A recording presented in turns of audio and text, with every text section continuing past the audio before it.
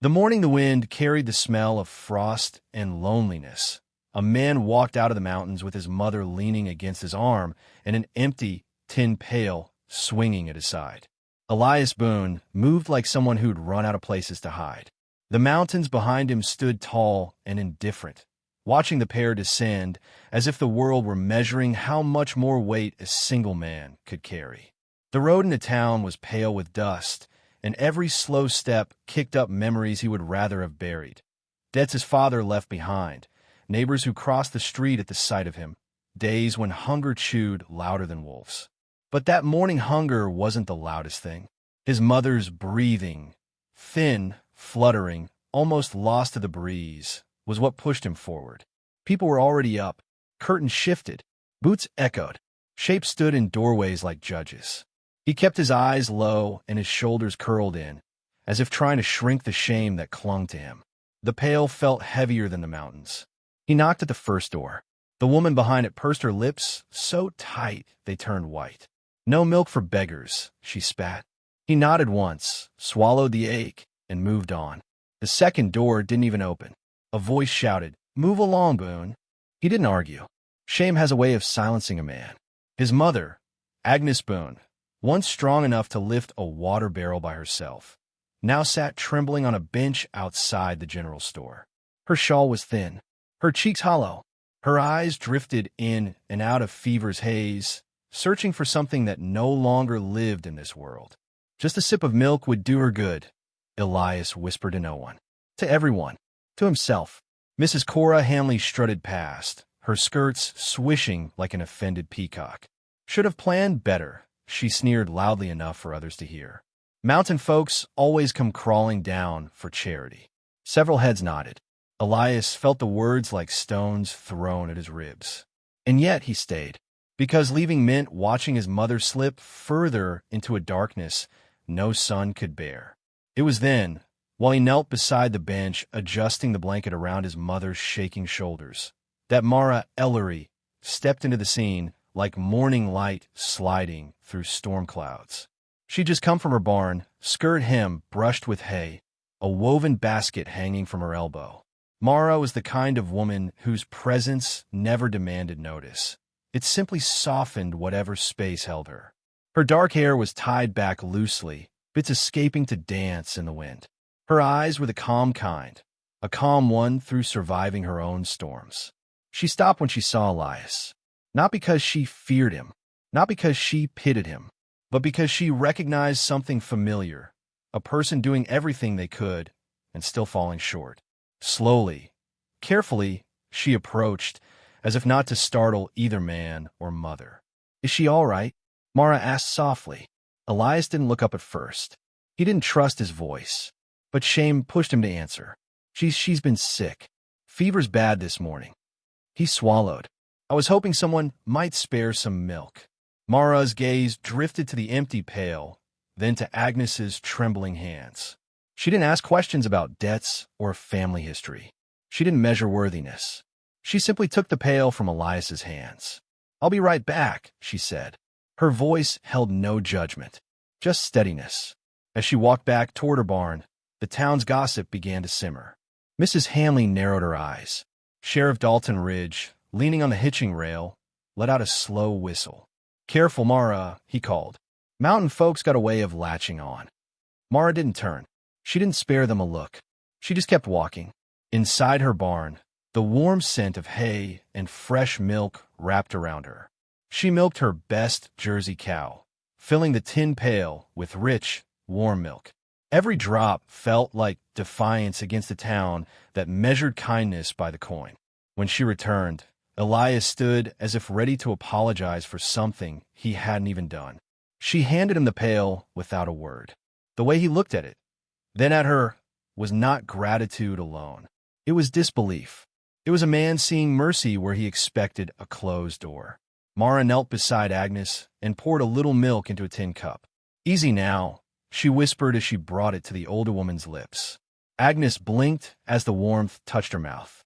Her fingers, cold and frail, rose to brush Mara's cheek. "You're kind, girl," she murmured. "You remind me of the daughter I never had." Mara froze. Something in her chest softened, sank, and rooted all at once. Elias turned his face away, his jaw tightening with the weight of too many emotions at once. Pride, relief, a grief he rarely let himself feel. When he finally spoke, it was barely a breath. "Thank you." The words were cracked, fragile, like they'd been left and used for years.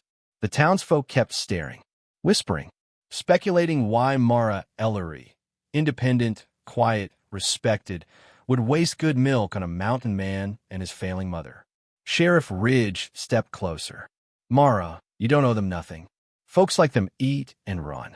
Elias stiffened, ready to pull his mother away and disappear into the hills again. But Mara straightened, her voice calm, but sharp enough to cut through judgment. "She's sick. He's doing his best. That's reason enough." A hush fell over the onlookers. Not approval, just surprise. Mara turned her back on them and gestured to Elias. "Come with me," she said. "There's shade behind my barn. She shouldn't stay in this heat." Elias hesitated. Pride was a stubborn wolf, and accepting help felt like offering at his throat. But one look at his mother softened the beast. He followed Mara across the small field behind her home, tall grass brushing their legs. The barn stood like a weather guardian, smelling of earth and old stories. A quiet place, far from stairs. Mara spread a blanket near the wall and helped Agnes settle. "You can rest here," Mara said. "Both of you." Elias lowered himself onto the grass, his hands trembling slightly. Mara ladled broth from her basket, steam curling into the cool air. She offered it without ceremony, without pity. As Agnes sipped, the fever softened for a moment. She began telling faint stories of Elias as a boy, climbing trees too high, laughing too loud, dreaming too big for a mountain cabin. Mara listened as if each word mattered. Elias watched her face, the gentle way she leaned in. Something inside him, something he had kept locked away from the world, shifted. Not love, not yet, but the beginning of trust. And trust was a rare thing in a world made of dust and memory. As the last of the sunlight slipped behind the ridge, Agnes drifted into sleep, her head resting against Mara's shoulder. Mara brushed a loose gray strand from the woman's forehead. Elias looked at them, at his mother safe, at Mara steady beside her, and felt the strangest sensation, as if the empty spaces in his life had found a place to rest. The tin pail sat nearby, empty again, but tonight it felt symbolic. Sometimes the vessels that carry our hunger end up carrying our hope instead. The wind softened, the world quieted, and somewhere in the darkening sky, a new beginning took its first breath. Night folded itself over the ranch like a tired blanket, and the world settled into a hush so complete it made every small sound feel sacred. The barn lantern flickered against wooden beams as Mara Ellery knelt beside Agnes Boone, pressing a cool cloth to the older woman's forehead. The fever had risen with the moon, burning bright as a cruel brand. Elias Boone paced the packed dirt floor, boots scuffing soft, hands shaking harder than the lantern flame. The strong mountain man who carried his mother down cliffs and through blizzards now looked like a boy lost in the dark. "Her breathing's worse," he whispered, voice cracking around the truth he didn't want to face. Mara dipped the cloth again. "We'll keep her cool. Fever breaks when it wants to, but she isn't alone tonight." Agnes stirred, murmuring fragments of memories. Names, songs, old mountain sayings spoken in half-breaths. Mara brushed a thumb over her knuckles. Elias watched, chest tightening at the gentleness he'd almost forgotten existed in the world. Outside, the wind picked up, carrying the distant sound of boots on dirt. More than one pair. More than two. Mara stiffened. "They're coming." Elias instinctively stepped in front of his mother, as if strangers could steal sickness and sorrow from her skin. The barn door opened with a long, complaining groan, and lantern light spilled in from outside. Sheriff Dalton Ridge stood at the head of a small crowd, faces hard, eyebrows tight, hands gripping lanterns like they were weapons. Mrs. Cora Hanley jabbed a finger toward the barn. "There, told you she was harboring them." Mara rose slowly. Harboring? She's dying. That's the problem, Mrs. Hanley hissed. They bring trouble. They bring sickness. They bring need. Sheriff Ridge crossed his arms, jaw set. Mara, the town's uneasy. Folks say Elias was seen begging all day. Folks say you're giving away your stores to out-of-towners without asking anything back. Elias felt the old shame crawl up his spine like fire ants. His fists tightened until knuckles whitened. She helped us, he said, forcing the words out, when no one else would. Because you tricked her, Mrs. Hanley snapped. Mountain men always do. Something old and painful twisted in Elias's chest. He took a step forward, shoulders squared, but Mara raised a calm hand. Not to stop him, but to stand with him. She wasn't tricked, Mara said quietly, and he didn't ask for more than a pail of milk. The barn fell silent. Sometimes quiet is louder than shouting. Dalton Ridge sighed and rubbed his temples. We just want peace. Folks worry this'll turn into dependent on her. Staying too long. Town can't afford that. Elias's voice suddenly rose, loud enough to shock him, louder than he'd spoken in years. I don't want her land. I don't want her food. I don't want a damn thing except for my ma to have a warm place to breathe her last, if that's how it ends. Gasps rippled. Mrs. Hanley faltered. Mara stepped closer, her shoulder brushing Elias's. That one soft touch steadied him like a rope toss to a drowning man. She's not dying yet, Mara said firmly. And if she does, she deserves dignity. Elias deserved it too. Before anyone could respond, a rasping cry rose from behind them. Agnes Boone's voice. Girl, she whispered. My girl. Every lantern flickered as if the wind itself paused. The crowd froze. Mara hurried to her, kneeling. Agnes's fingers reached out blindly until they found her hand. You're my daughter, Agnes breathed. Ain't ever had one till you.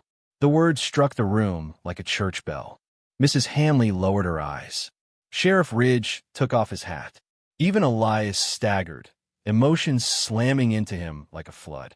Mama, he tried, but emotion strangled the rest. Agnes's eyes fluttered open, unfocused yet full of something bright and final. She squeezed Mara's hand with surprising strength. Take care of him. Elias got a good heart, just scared to show it. Elias dropped to his knees beside her, the grief pouring through him too fast, too fierce. He bowed his head against her shoulder, shoulders shaking, breath breaking. Mara wrapped an arm around him, hesitant at first, then firmer when she felt him lean in. A simple gesture, but powerful enough to move mountains inside a man who'd spent years pretending he needed nothing. Agnes's breath rattled. Mara, yes. You call me Mom. Mara's throat tightened. Tears rose hot and sudden. Yes, she whispered. Mom.